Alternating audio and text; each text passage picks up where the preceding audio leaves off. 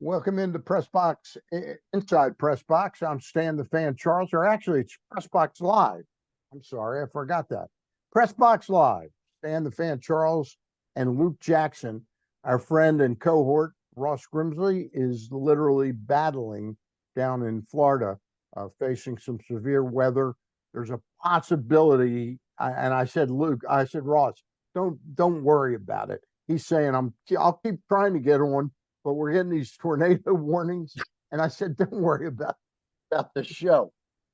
We talked about briefly about postponing it till tomorrow, but I said he could be battling weather tomorrow too. So our thoughts and prayers go out to all the folks in Florida who are battling. Luke, I'm hearing, before we get into baseball, I'm hearing possibility of 30 inches of rain in like 11 or 12 hours. I mean, it could be Yikes. massive flooding down So I guess it's a good thing that the Orioles are going to Toronto first before they go to when they Tampa go to Bay, right? Tampa. Yes, Yeah. yes, yes. And I'll tell you what, well, Tampa probably won't get that affected by this, but I heard Jacksonville is really in some rough, right in the aim of tremendous. So our thoughts and prayers go out to all the folks in Florida.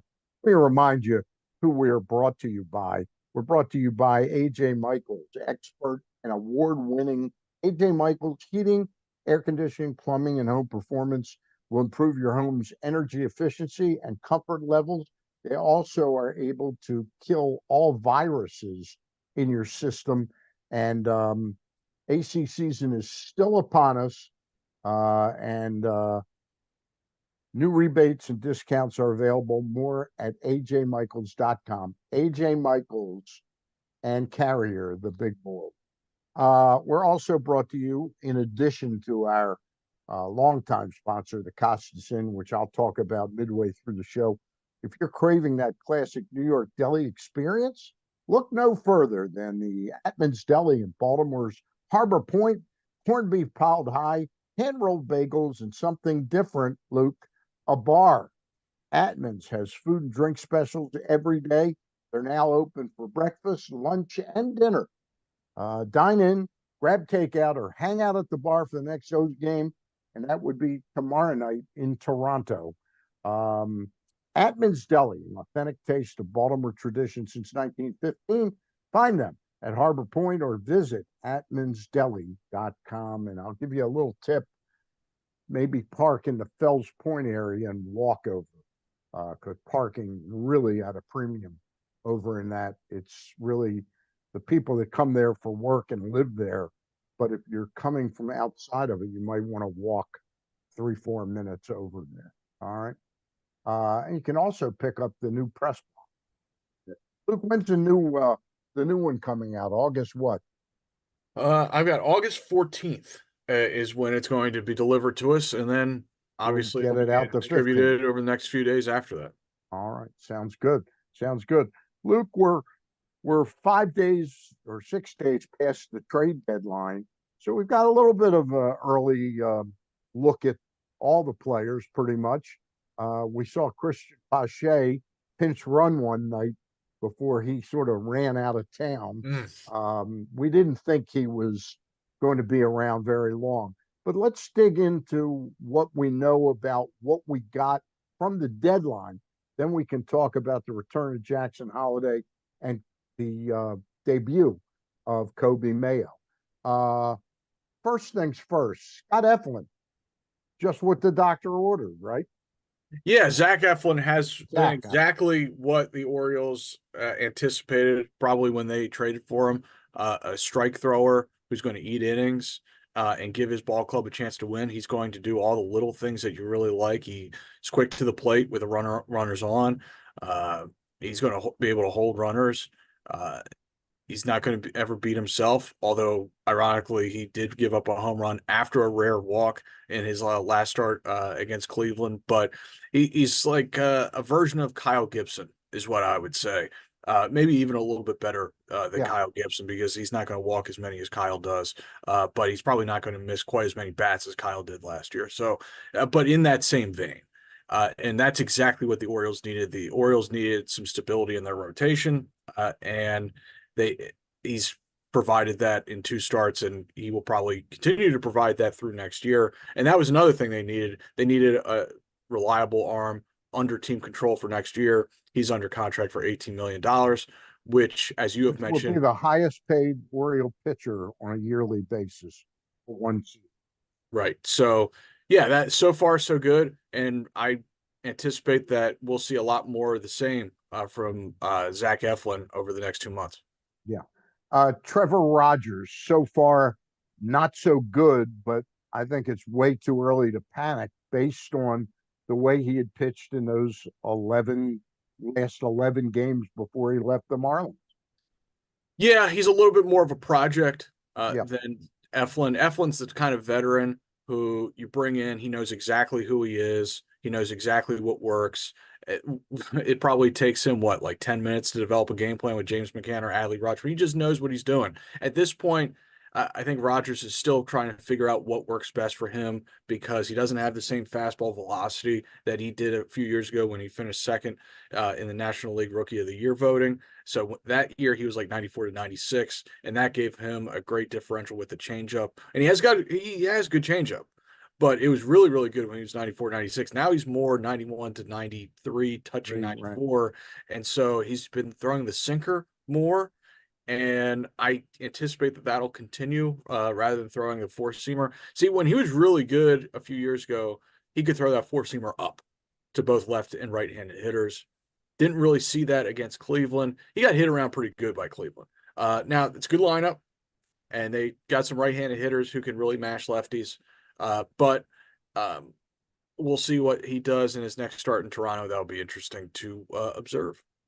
I think the two relief pitchers are high octane and they're like the Forrest Gump, the box of candy. You don't know what you're going to get when you Mm-hmm. reach your hand in.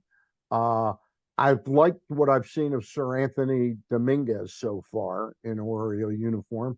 Been pretty striking, and he gets the ball up to 98, 99 miles an hour on more than a rare occasion. Uh, Soto's got a great arm.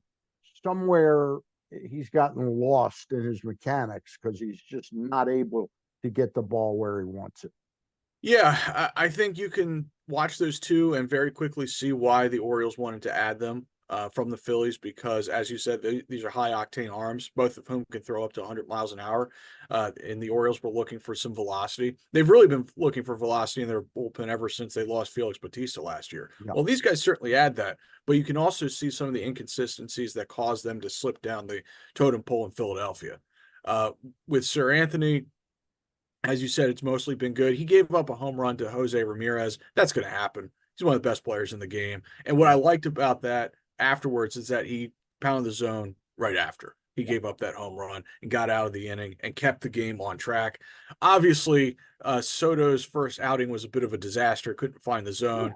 And that's what really caused him to wear out his welcome in Philadelphia. He's trying to get back to where he was as a closer in Detroit when he made a couple All-Star games in that role. So, and we'll see if the Orioles can help him do that. I think Sir Anthony is probably more of a guy that they trust right now, Yeah. and Soto's a little more of a project. I would think that Soto is a guy that maybe they can do something by simplifying his delivery Mm-hmm. because he's all over the place. Maybe Right. he needs to go to working out of the set for a while or something. I don't know. Yeah, I mean, the positive about Soto is that even in his current state, he's very good against left-handed hitters. Yeah. And so you're going to see him probably in a lot of situations like Sunday, where it was left, right, left, sixth inning. That's probably what you're going to see out of him. Yeah. Yeah. Yeah. Uh, Now let's get to the upside is everybody that texted me the other day. Eloy Jimenez, question mark, where, what, why?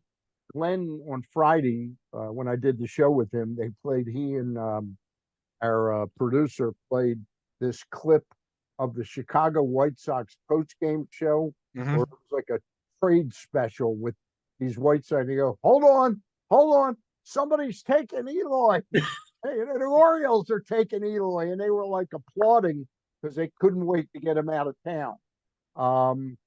I I didn't love the deal, but I know at one time this was a big bat. They probably told him, "Don't even bother bringing your glove. We got extras if we ever need you out there." But lo and behold, he pinch hit the first time he got it in the Oriole and he struck out. You go, okay, that's him.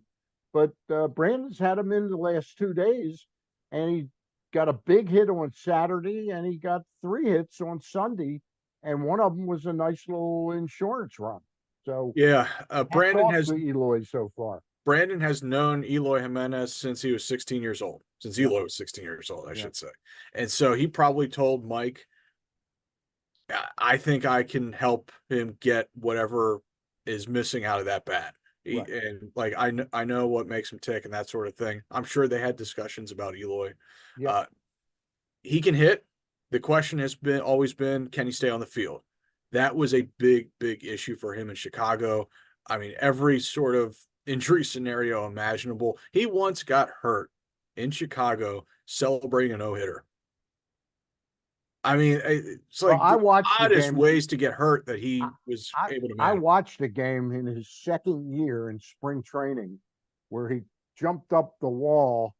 I forget where it was, but he jumped up and he got his arm held like Mhm. on the fence, and he tore his pectoral muscle. And I knew that was a lost season. Right. And I think unless he plays defensively, and I don't think Mhm. he'll play much at all defensively here, unless you get into an extra inning thing and you're out of players. But I think if his job is to hit, they might be able to milk something out of him.